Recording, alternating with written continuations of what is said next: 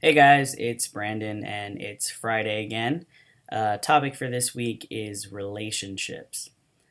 So, a little background about just my personal relationships. I am married to a woman.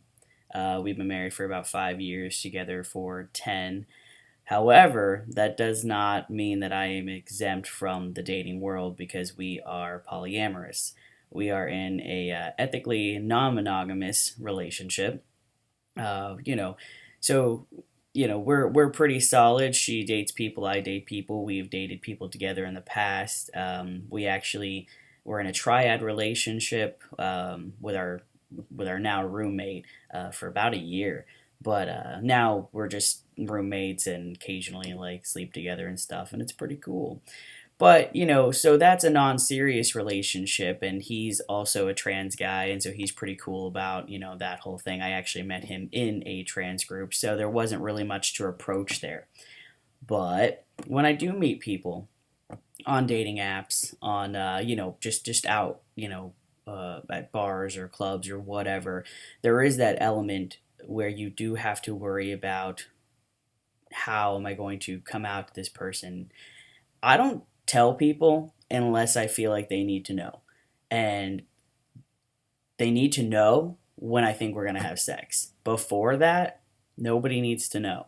Other people feel differently. They like to disclose it from the beginning. On certain apps, mostly gay dating apps, I'll just put it, somewhere in there. I won't put it in my description, but I'll add somewhere on there that I am trans. Typically, sometimes I take it off. Ask me next week. Maybe next week I won't have it on there. Depends on how I'm feeling about things. Because you will get those people that are kind of chasers, for lack of a better word, and they'll say, "Oh, I've always been interested in sleeping with a trans guy." And that's up to you if that offends you or if you're into the idea of being somebody's fetish. I talked to a guy last week, another trans guy, and he's like, if you're someone's fetish, just fucking rock it. Like, just enjoy it. Just be like, yeah, I'm awesome and I'm different and I'm a unicorn or an anomaly or whatever you want to call it. That's not really the way I like to play things. I just want to be whatever, who happens to have whatever. I don't think it needs to become a big deal. But I do understand that perspective. And like I said, I might feel that way at some points and then completely, feel differently. So back to dating stuff, like dating apps. When it comes up, you just say, "Hey, by the way, this is what it is." And I've only had two occasions in quite a while where anybody has been like, that's not really my thing. Okay, cool, we're good. I There's no reason to be upset at somebody for that, in my opinion, because if we have to face the fact that some people are just going to not be open minded to giving something like that a try, regardless of your personality. It's not a reflection of you as a person. It doesn't mean it doesn't hurt, I guess, in a way, but it has nothing to do with who you are as a human being. It's just their hang up about it. And all you can do when that happens is say next, move on. Um, I don't close my board. I am bisexual.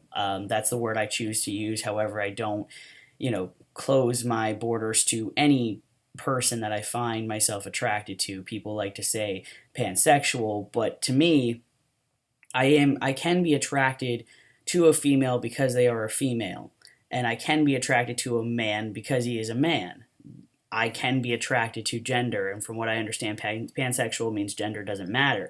Gender does kind of matter to me. There's a different energy when you're with a person of a different sex, or your same sex, and that's not excluding trans people in any sort of a way or non-binary people. It's just saying I can be attracted to masculine things and I can be attracted to feminine things, and I think that there's some confusion there that claiming to be bisexual means that you are not interested in non-binary people, and I don't think that's necessarily true. I just do recognize the idea that I can be into somebody because of their gender.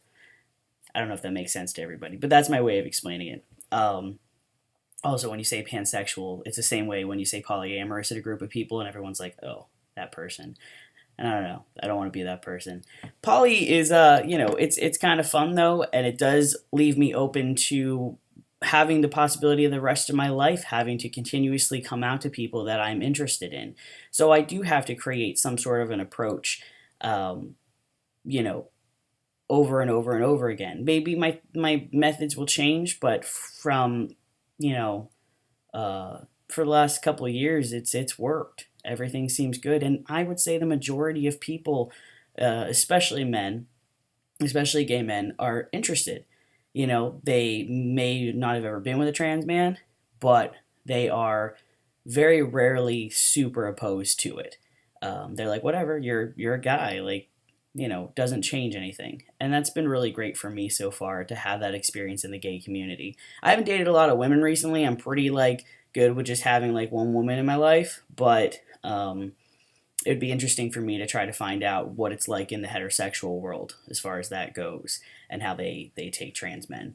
Um, but yeah, that's my experience in the gay world. Is I've had some really affirming experiences. I actually have felt better the more I've dated gay men and been in the gay world. I think that um, you'd be surprised how accepting it is and how um, interested people are when they do find out you're trans. Not that I'm going my way to tell people that, but you know, we're one of the gang. It's not a big deal. So anyway, that's all I have to say about relationships, and I hope you have a great weekend.